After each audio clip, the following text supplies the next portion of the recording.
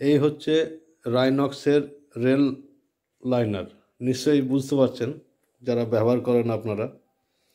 এটার নাম শুনেছি প্রচুর, যে কারণে কিছুদিন আগে অনলাইন থেকে নিয়েছিলাম, যার দাম পড়েছে 1350 টাকা, শুধু আপারটা, টপটা।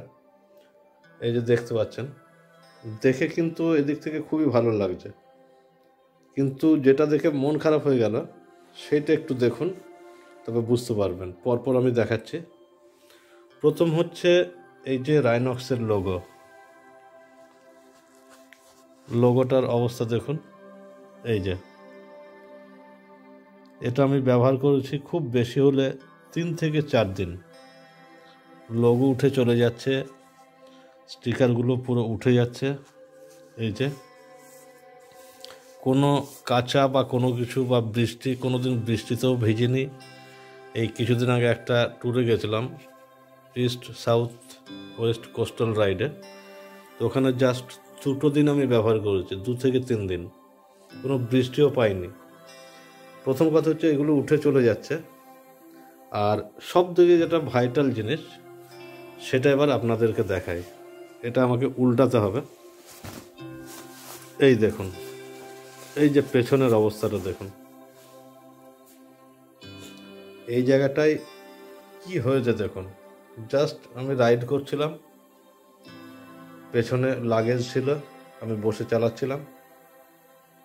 পেছনে হয়তো লাগেজ ঠেক ছিল, সেটা সঠিক মনে নাই, মাঝে মাঝে হয়তো ঠেক ছিল, যাই বা হোক।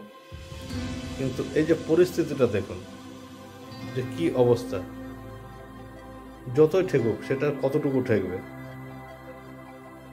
কিন্তু আপনারা পরিস্থিতি দেখুন। এই দিক থেকে হয়তো মনে হচ্ছে যে কালারটা ফেড হয়ে গেছে, কিন্তু কালার ফেডের সঙ্গে সঙ্গে আরও দেখুন, যেটা আমি এইবার উল্টাচ্ছি।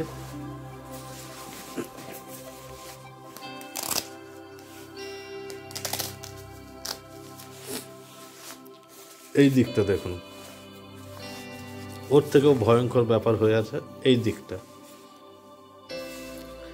এই যে দেখুন, পুরো প্লাস্টিকের মতন উঠে যাচ্ছে, মানে জাস্ট এই কাপড়টার উপরে একটা প্লাস্টিক ল্যামিনেশন যেরকম করে, জাস্ট নরম একটা ল্যামিনেশনের মতন করা আছে এখানটায়।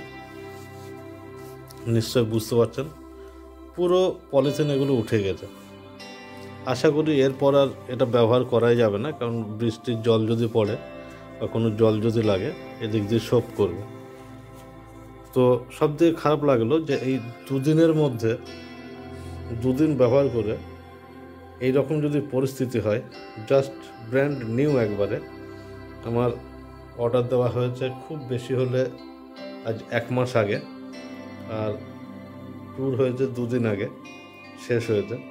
তো এসেই দেখছি যে এইরকম পরিস্থিতি, যে কারণে বাধ্য হলাম আপনাদেরকে দেখাতে। তো রাইনক্স এত একটা ব্র্যান্ডেড কোম্পানি, যার কোনো বিকল্প নেই। তো দেখুন আজকে কি অবস্থা। এবার আপনারাও যখন নেবেন, আসলে এটা কারোর দুর্নাম করার জন্য আমার ভিডিওটা করার নয়, আপনারাও যখন নেবেন একটু বুঝে নেবে, কারণ একটা রেল লাইনারের জন্য 1350 টাকা ইনভেস্ট, যথেষ্ট ইনভেস্ট।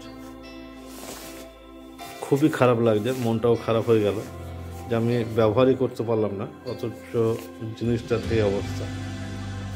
তো নেক্সট আপনারা নেবেন, ভাবনা চিন্তা করে নেবেন।